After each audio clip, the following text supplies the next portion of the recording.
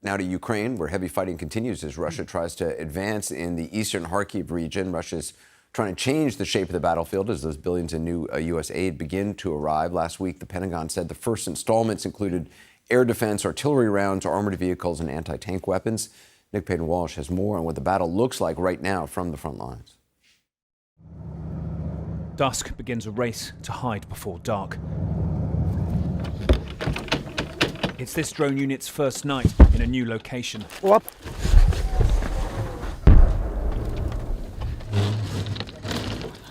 The twilight. A tiny window when perhaps you can unpack, set up without the Russian drones that are always above, seeing you as clearly. Like so much in this fast-changing war, their task was unimaginable when Moscow invaded. Their target is on the horizon, Russia itself, into which they fly and plant mines on key roads. They wait for dark. Those lights twinkling over there on the horizon, that's Belgorod, Russia. How close they're operating towards Russian mainland. Putin's latest offensive towards Kharkiv has made the fight personal for Artyom. His parents live about a 5-minute drive away, and fighting for his literal home is unsettling. Волнительно, на самом-то деле. Они, 1,5 года не знали вообще, что в боевой бригаде, что я под Бахмутом воюю. Я рассказывал, что на блокпосты охраняю. And now, for the first of many times, their only defence is to listen for drones.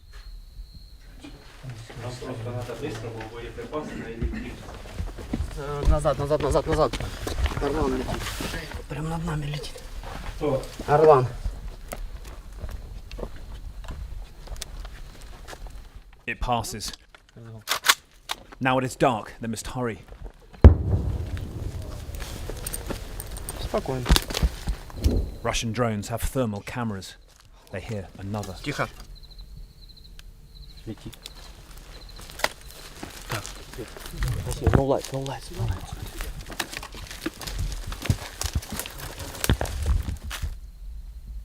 Battles raging nearby may help them go unnoticed. They resume.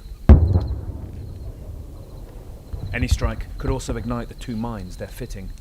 But they hear another drone. Бегом.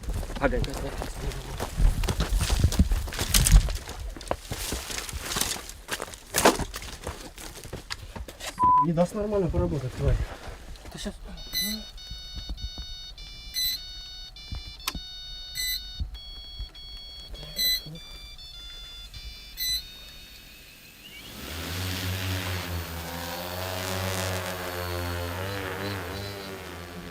Such an escalation over 2 years into the war.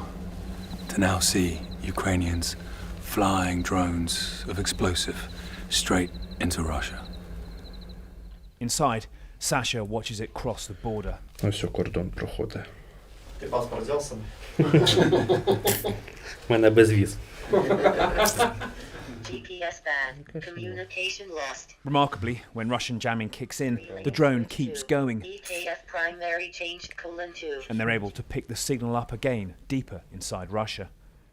They spot the target road they will mine, drop both payloads, and head back. A GPS problem means the drone crash lands, but they have a spare. They once, elsewhere, managed 24 sorties in one night.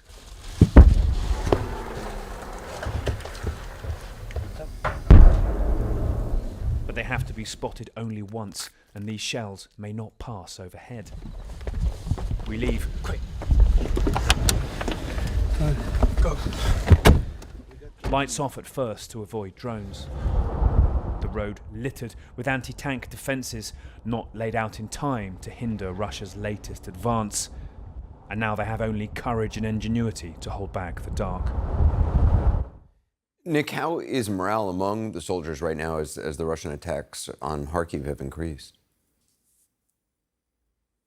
I think it's fair to say a group like that we were with were pretty buoyed by the task they're given, feeling they can actually take the fight, as it were, back into Russia, to Russia, something we didn't even know indeed happened, that they were laying mines to interrupt the ability of Russia to get across its own borders. But I also think in other units we've been talking to around this area, it isn't particularly great. I think there is a sense of disconcertion that there has not been adequate fortification put in place in the northern border to hold that Russian offensive that took place about a week ago back. And also that we're going to see a slow arrival potentially of Western aid into people's hands to give them the upper hand.